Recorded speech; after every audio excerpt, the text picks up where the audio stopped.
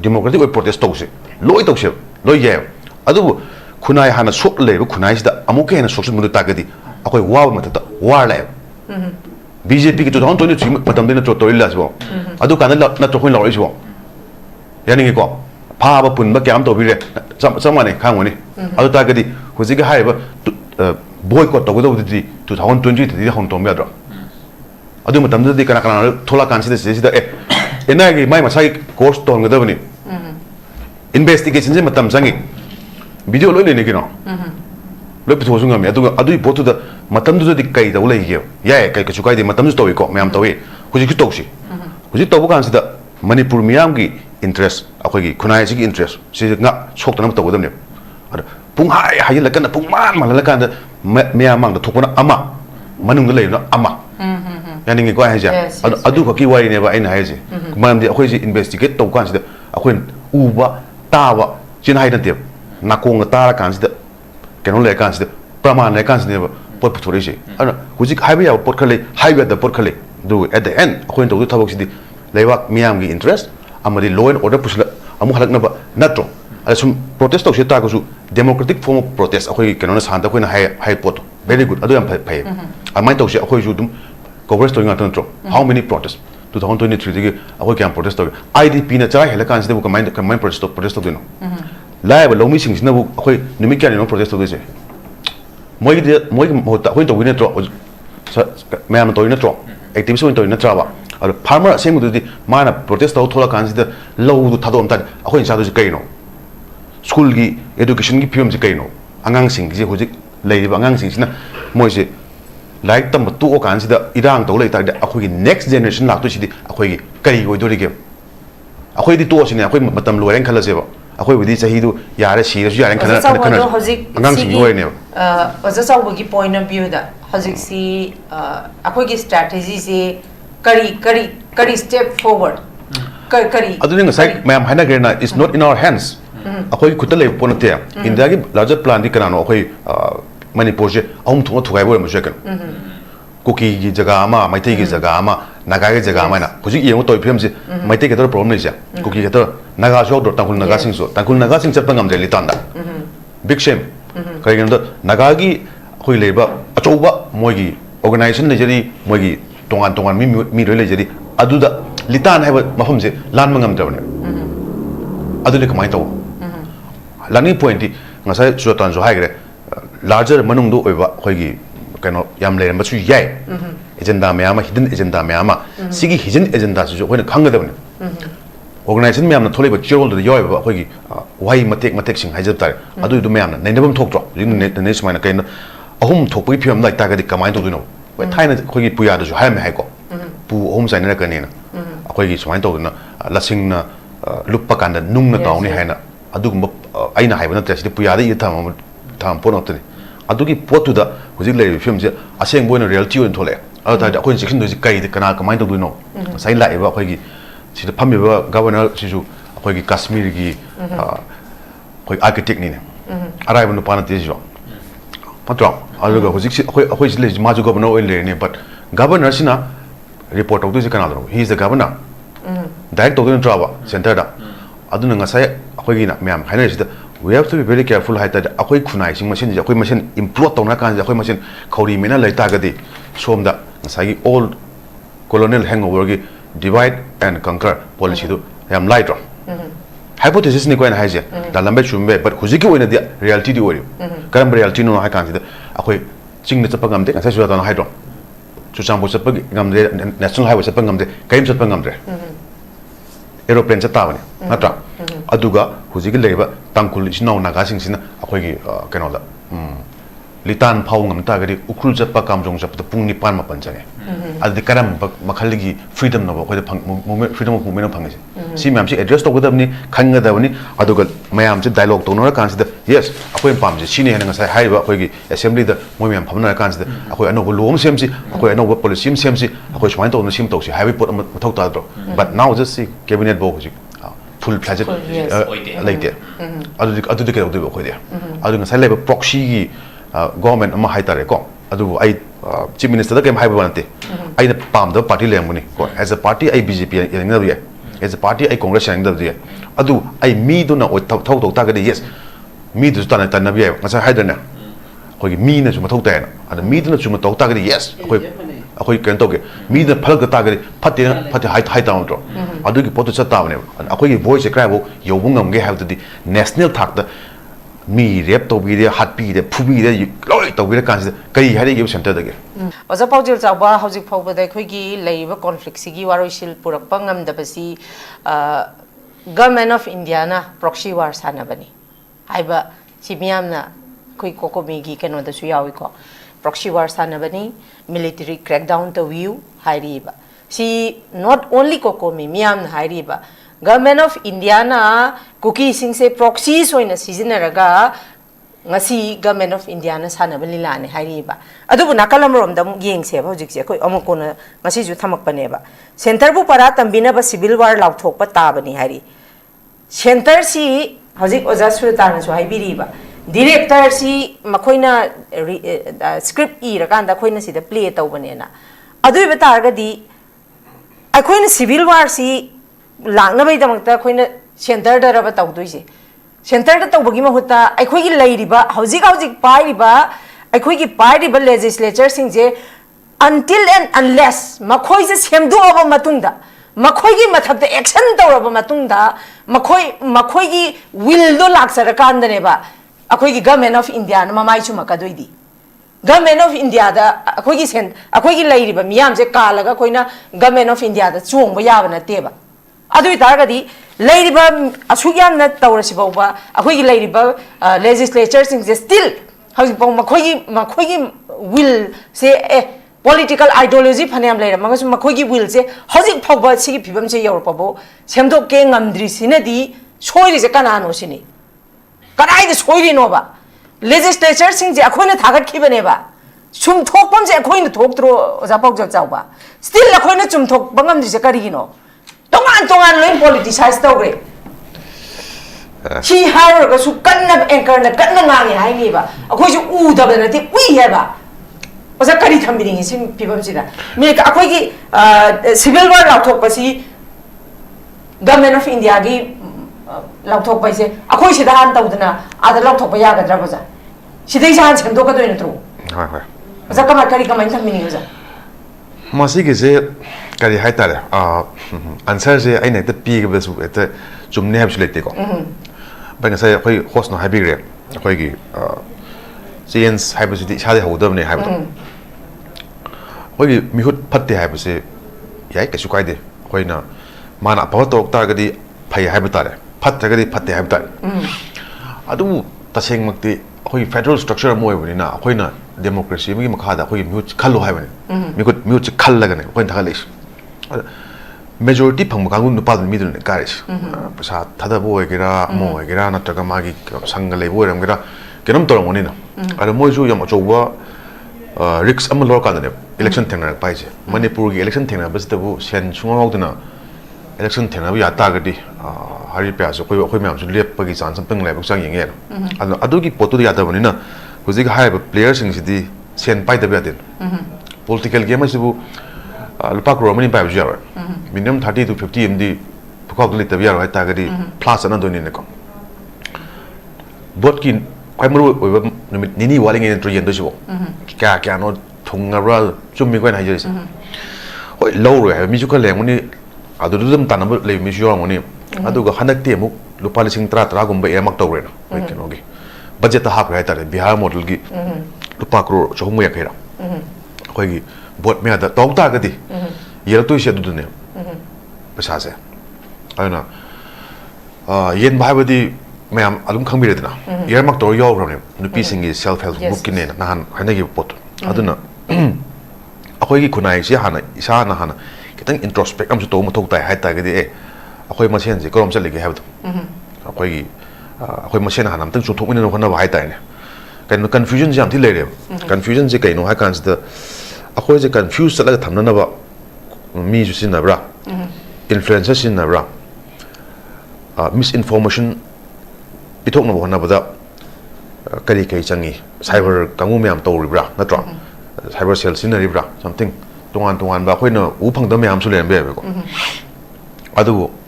for example udaba jaga kaino ayen hajara ke ko huzik habi redna koi relation ni aina harmaga reli second ni gan hairu mi yo ta kasu but akoin thikalu de kana no relation li kangu sing kana ngasai bawdi myam se dum reli lei hayeng kai legi sini na tro myam hang je hayeng reli lei habni reli sida toan ba maru oi ba college myam gi mairo sing yaw roi haina haire kai no mokoi na haire je mokoi na thikalu bada mi sing no kana no chu khangre haudo sina kai de no khangre lai akoi gi panthum gam sina kai de no khangre adu ta ka di toan ba akoi gi lei ba school college sing gi Mahiroshin and my high pies, Manung is the Kanamsum, Kanam Sanabum Odrane. For example, Zadunigo Yanning a Kwaja. I haven't with you can also hire. I'll target the Miam since that Quagi misinformation Hydra, Malanba Hydra Karam Torkans, the Poo never put Amasu. Yawdo, Nati, having put on the lane, possibility. I don't know, no secret topics that through Hibernina, Quagasai, having Quagi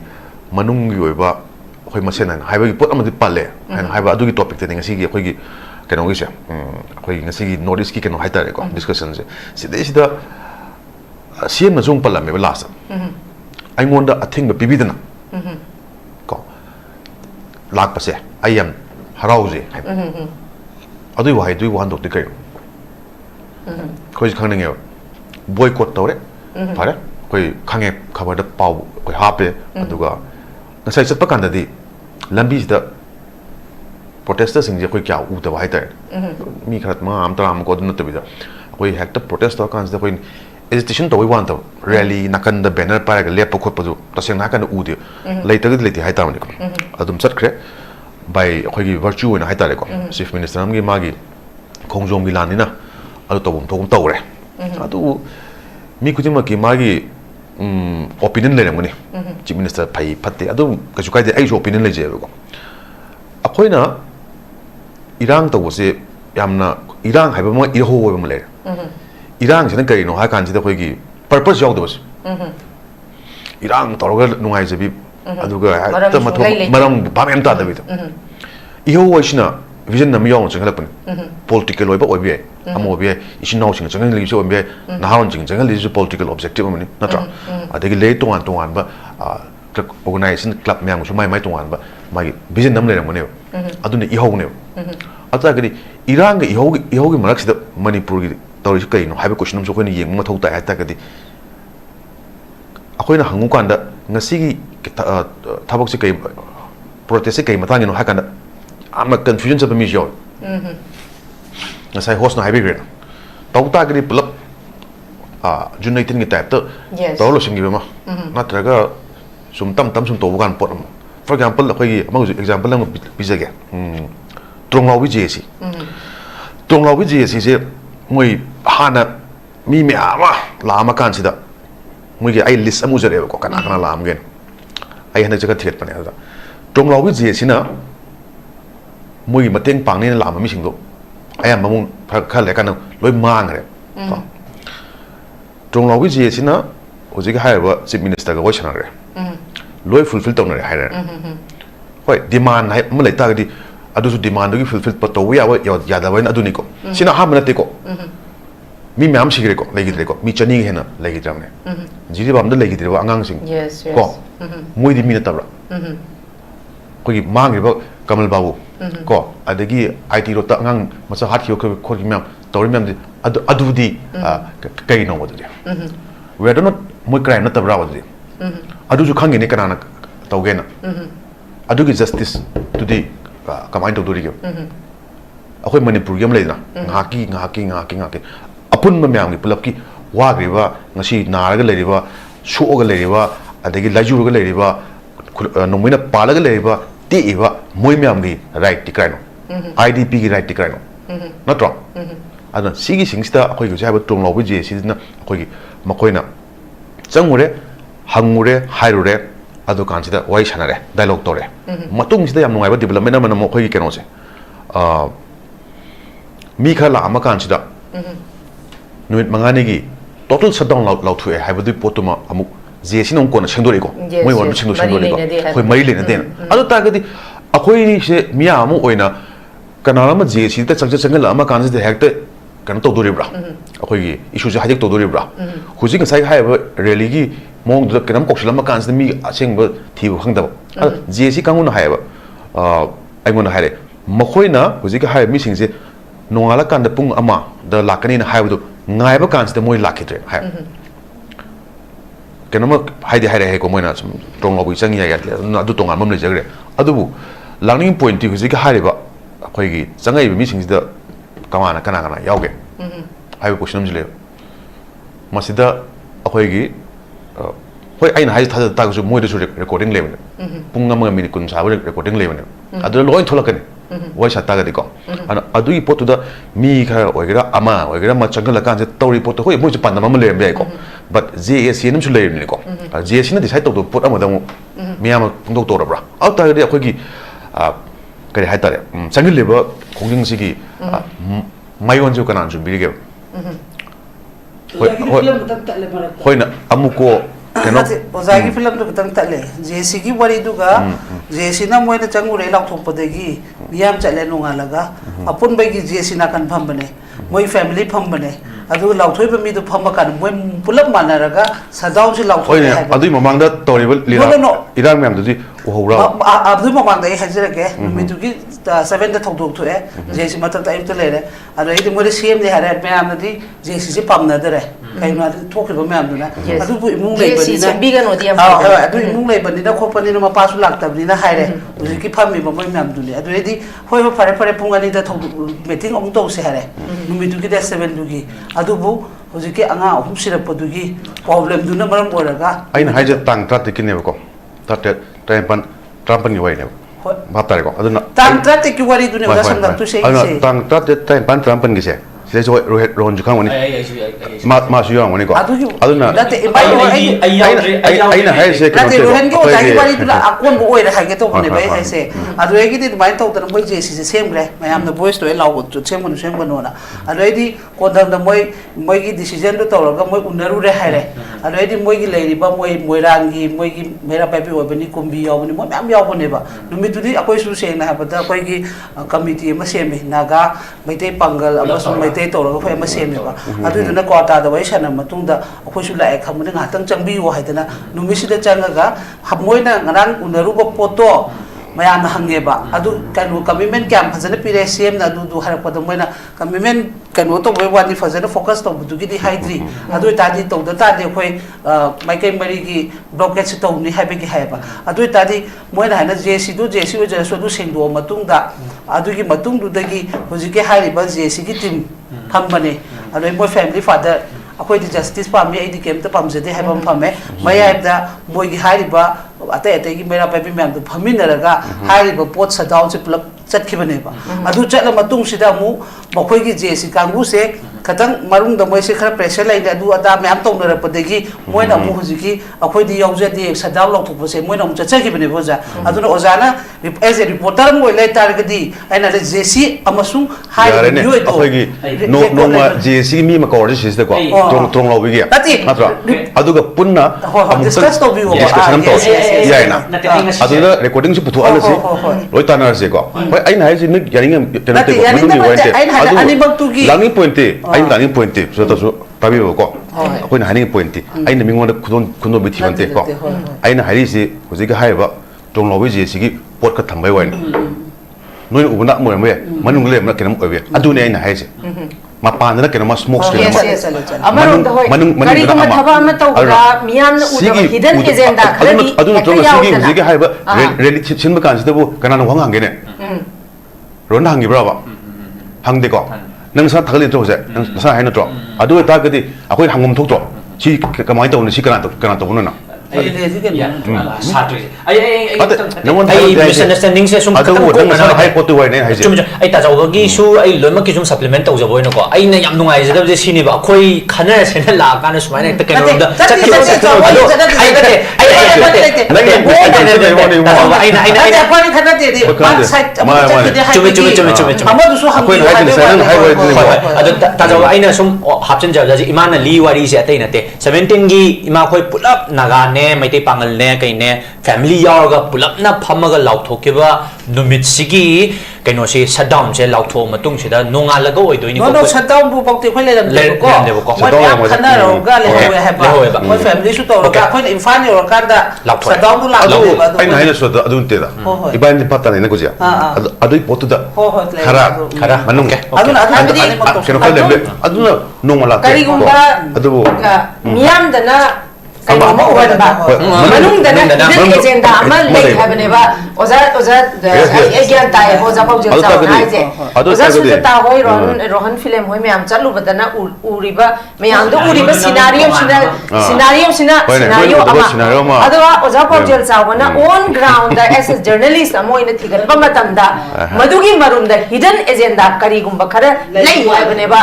oza pau jil sa wana hai sina yes auta organization uta gadi nang amu kora nang kanora de samla ha pori lemro la haibagi bot amadi huji amukona tori natra akhoi gi ko komina make sanction lo thok organization sing na almaina make sanction lo thupita gadi akhoi gi lebe problem se leiro habne aina haning point di manung sida issue za taw mala kan iran sana mi su yaw ra haiwi wai aina times noin uba khaduna uram be akhoi ju pawini na akhoi khangi myam se khara hai ta ga su mi phal tak pas yaw ye ado akhoi toning de kai no hakan di akhoi ethical practice to chin na ma pale na pung angang monte complete study taw kan sida on record ne ron khang mani yaning ko akhoi ngang na thorpa journalist te ko aduna sigi poaching sida akhoi study to ni sida kai lege kamai to ge sanai mi ne kana no manung le poaching kai no hai bu di yeng ma kan da smoke screen no uram ma sye mai khu no uram ma sye ko mit usila kan da khanda ba kan da pop ta ba syo mit usila kan da kan u yeng kan mit usila ga yeng ba kan ko pop ta ngani ana akhoi di madu potu kha u gi pot kha le ko aina hajin ngi sina but aseng ba asum bu kai no hai ba kan da miyam si wanare ko wanare kana no wai se no magi daily waste ana kana no wai se moi what they have thrown no mai sa ta akhoi join aduma ware akhoi kano gi education system angang sing numi ken chure yes sida online class to koi su ta khoi gi ju de mayam su angang sing moi academic ken de mangra koi democratic way protest to se loi to se loi ye adu khunai hana sok le khunai sida amuke na sok mu ta gadi akhoi wow mata ta war la BJP ki 2023 matam de na to toila so adu kan na to khoi loi so yani ko pa ba pun ba kyam to bi re sama ne khang woni adu ta gadi huji ga hai ba boycott to go di 2020 di hon to me adro adu matam de kana kana thola kan sida ena gi mai ma sai course to ngada bani investigation je matam sangi video lo le ne kino lo pi thosu ngam adu botu da matam du di kai da ulai ge ya kai ka chukai de matam to ko me am to we huji ki to si huji to bu kan sida manipur miyam gi interest akhoi gi khunai si gi interest si nga chok tanam to godam ne pung hai la kan pung man la kan miyam mang da thokona ama manung da le na ama yani ngi ko hai ja adu ko ki wai ne ba aina hai ji man di akhoi ji investigate to kan sida akhoi uba tawa chin hai dan te nakong ta ra kan sida keno le kan sida praman le kan sida pot putore ji ana huji hai ba ya pot khale hai ba da pot khale do at the end akhoi to thabok sidi leiwak miyam gi interest amadi law and order pusla amu halak na ba natro asum protest to seta ko su democratic form of protest akhoi kenona santa koina high pot very good adu am phai amai to se akhoi ju dum coverage to ngata natro how many protests 2023 digi akhoi kyam protest to idp na cha hela kan se bu kamai protest to no live lomi sing na bu akhoi numi kya no protest to se moi mo ta akhoi to win natro mayam to natro activism to natro ba farmer same do di mana protest to thola kan sida low du thadom tan akhoi sa do ji kaino school gi education gi pium ji kaino angang sing ji hoji lei ba angang sing sina moi se like tam tu o kan sida irang to lei ta de akhoi gi next generation lak to sidi akhoi gi kai oi do ri ge akhoi di to sine akhoi matam lo ren khala se ba akhoi wi di sahi du yare si ra yare kana angang sing oi ne oza saw gi point of view da hoji si akhoi gi strategy se kari step forward kari aduni ngasai mayam haina gerna is not in our hands akhoi khuta le ponate india gi larger plan di kana no akhoi Manipur je ahum thunga thugai bo ma jekan Kuki gi jaga ama Maithei gi jaga ama Naga gi jaga ama na hujik yengo toy film je Maithei ke tor problem nei ja Kuki ke tor Naga jog dor tangkul Naga sing so tangkul Naga sing chapang am de litanda big shame kai gan da Naga gi khoi leba achouba moigi organization le jari moigi tongan mi roi le jari aduda litan haiba mafam je lan mangam dawne adu le kamai taw lani point di ngasai suatan jo haigre larger manung do oiba khoigi kano yam le ma chu yai agenda me ama hidden agenda me ama sigi hidden agenda su khoina khanga dawne organization me amna thole ba chirol do yoi ba khoigi wai matek sing haijab tar adu du me amna nainabam thok tro ne smaina kaina ahum thok pi phim lai ta ga di kamai to do no thaina khoigi puya do ha me hai ko pu ahum sai na ka ne na khoigi smaina to na lasing na luppa kan da nung na taw ni haina adu gum aina haiba na tesi puya da i tham pon otni adugi potu da hujik le film je aseng boina reality on thole adu ta khoi section do ji kai de kana kamai to do no sai lai ba khoigi sida phammi ba governor sisu khoigi kashmir gi khoi architect ni ne arai bu no pana te jo patro alu ga hujik khoi le ma ju governor oil le ne but governor sina report of do ji kana do he is the governor direct to the travel center da aduna ngasai khoi gi na myam haina sida we have to be very careful haita akhoi khunai sing machine ja akhoi machine improve tawna kan ja akhoi machine khori mena lai ta ga di somda ngasai gi old colonial hangover gi divide and conquer policy do yam light hypothesis ni ko na haje da lambe chumbe but hujiki oina di reality di ori karam reality no ha kan sida akhoi ching ne chapangam de ngasai suwa ta na haidro chu chambo chapagi ngam de national highway chapangam de kaim chapangam de aeroplane cha tawani natra aduga hujigi leiba tangkul isnau naga sing sina akhoi gi keno la litan phau ngam ta gari ukrul chapa kamjong chapa pung ni pan ma pan change adi karam makhal gi freedom no khoi movement freedom of movement phangi si myam si address to godam ni khanga da ni aduga mayam si dialogue to no kan si yes akhoi pam ji sini hena ngasai hai ba akhoi gi assembly da moi myam phamna kan si akhoi ano lom sem si akhoi ano policy sem si akhoi smai to no sim to si highway port ma thok ta do but now just see cabinet bo ji full fledged like there adu ke do khoi dia adu ngasai le proxy gi government ama hai tare ko adu ai chief minister da kem hai ba nate ai na pam da party lem ni ko as a party ai bjp yang na ye as a party ai congress yang da ye adu ai mi do na thau ta ga yes mi do ta na ye ngasa hai da na ko gi mi na chuma thau ta na ada mi do na chuma thau ta ga yes akoi ken to ge mi da phal ga ta ga phate hai ta on to adu gi potu cha ta ne akoi gi voice cry bo yo bu ngam ge have the national thak da mi rep to bi de hat bi de phu bi de loi to bi de kan kai ha de gi center da ge natra ana that needs to be akoi gi madu achobo point amne hai ta ge akoi machine ungkhat na bi adu da bi chabi na ta bi da consensus la akan si da kari po no do adu ma khamma thau da mai tham jage okay thank you very much ai rohan oja Paojel Chaoba hauji khoi gi handaki thoiba khoi gi tronglao bi gi incident si khaktana tana koi 2023 de ki tholai se NIA da sina banga tani kon han aina karamba newspaper am da thekna bada NIA na hojik phauba makhoi da sinagraba pot si akoina hojik phauba justice phangdri se makhoi na approve tawdragadi makhoi na reference piraga approve tawdragadi haidi case fight to boya de haidana ama thingnai ba adu makna su aikoi ngasi phaw NIA da sinagre haraga moidi yam nungai na makoina pugada ba polum do NIA da sina thokramina yam nungai na mayam su NIA na paigre di adum nungai na leiba aduga NIA da sinagra ba casing haji phaw justice phangdri se adugi pot ama khakchuna hanje I thengna je singi matang je Paojel Chaoba kari kamai thambininge magi hujiki haiba khoi gi matam du gi pale lenga hai tare ko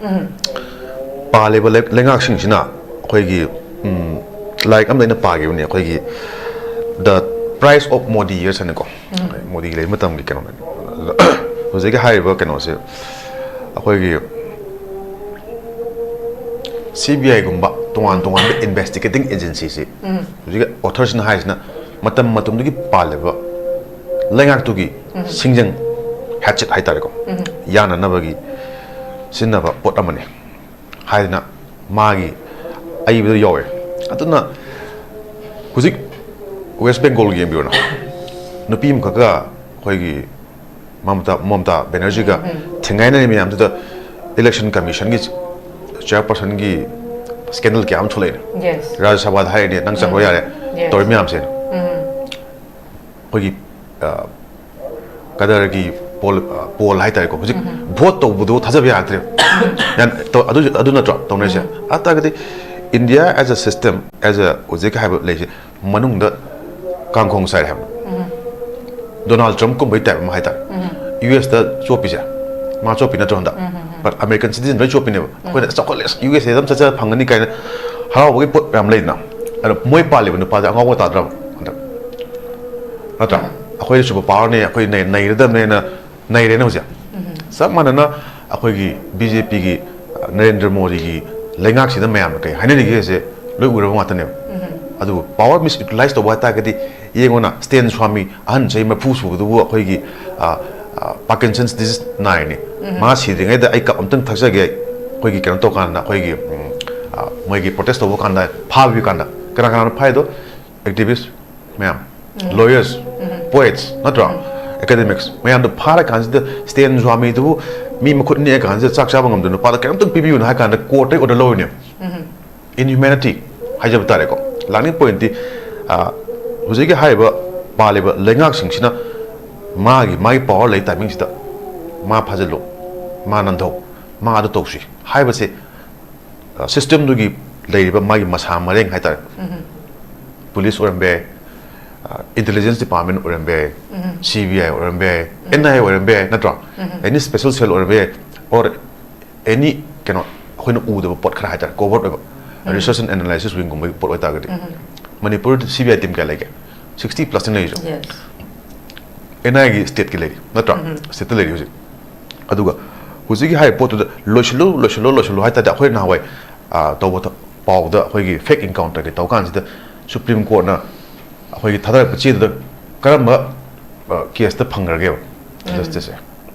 and justice delivery system itself sisu khoi na wang ma hangum da kala de Manipur ki court na ta bi da atop court myam da Camp Pava Atuba, swift justice Pangagram. Suma Pang the Habitaco. But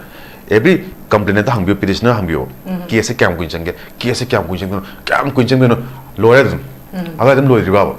I don't know. Who's the high whole system, judicial system, home accountability, law and order privacy at the end who's the high system of home high can pillars of my time. Legislature can have so on high the legislature. Mokoida. Young Churu Panba Aringba, Mama Lepa Nushiba, my Minu Shiva, Adugum Buggy, ethics yaw meeting Lagadi, like in Nepal. Little Mana, Adu Tagadi, okay, yes. Second generation, no idea. Not the Vida, who's have a politician who corrupted or a politician corrupt or no high Tagazum Bear only. No, look at Saman the head. Not wrong. Adu Ludrava. Adu Tagadi, Adu Potom Levin now, who's a political accountability asagi assembly gi magi sanctity haitare masi je mi apa apa leita gari na ha jing thaglak ta gadi of course apa policy lakani apa amendment legani judiciary su at the same time Paojel Chaoba na haibiri bagi matung sinati laiba regime jima change to wasine badar kar hoise si regime ma change to wa ha base regime asing bagini reality di ojapan bada paning da bagi wane ba. But the reality is regime change to what name. Yeah, the Mate Kango di Katona Paidina, Tona Pataka di Kalokai was in that. And no, the quality, according to Dilina Havatara, which is Katohine. So Adugi more spinal tag in Hawaii, told me I'm the point over. Wangdi. Adu Adugi cannot Adumina will Masagi will Leramba me say no magi politicians in not only politicians, public also. Public too. I know as well as public and also bodies. Yes. Organizations. Adunanga Saina Hyper consider who's a hyper what is a thing some Jerkeko. Don't know we don't know. Haying did the Bata rim. Haying what is the education tomorrow? Adu Tagati activists me am sang biro JC ke to piro na tra oi bia aseng mission do hapiro Bishempu de hapiro Moirang de hapiro Impal de hapiro is din to jaga sing am hapiro hana brainstorming toro process ka man chase ge haying dagi na tra akoi khunai de chu phaba akoi at the same time akoi protest to ya mom the transparency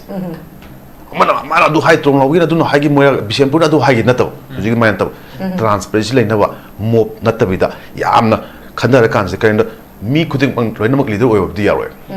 uji le ba trong law gi ji se sing du mo ko ju khunjang atani na to matang magi mogi khun thole ha bi tholok pung atane ata de mo jo ko ke to bi kan da akoi kon bi kan si da yes noi gi gyan tan da myam le ta ga su mayam pula punjin la kan si da punna chakmi na si corporate to no si have kan policy ni ina hai si not the crap culture hoi wai khu sing na ba to ko chong bai wan na te kan hai je but akoi na su trong lo bi je si akoi gi handle to ba ngam na ba mayam moi information pi bra moi support pi bra mayam pula za kan da hoi chana bra what is the way ahead have to way ahead je khoi mayam punna khalmin na sa but in the larger interest of kana hayeng tung do ho to ba akoi khunai si mahero sing akoi cha issue sing se sigi damak ta akoi aphaba manipur ni tham da ya de haba wai ne sum sak lai ta ga di agang sing di lore ha je ne ba ina ha je se ko ma akoi wealthy la sa kai no aseng ba lan di kai no si bada le kram pu roi na nangi odi ge demo pu do na trena Mercedes Benz am pu yar law pu yar ro chana pu yar ro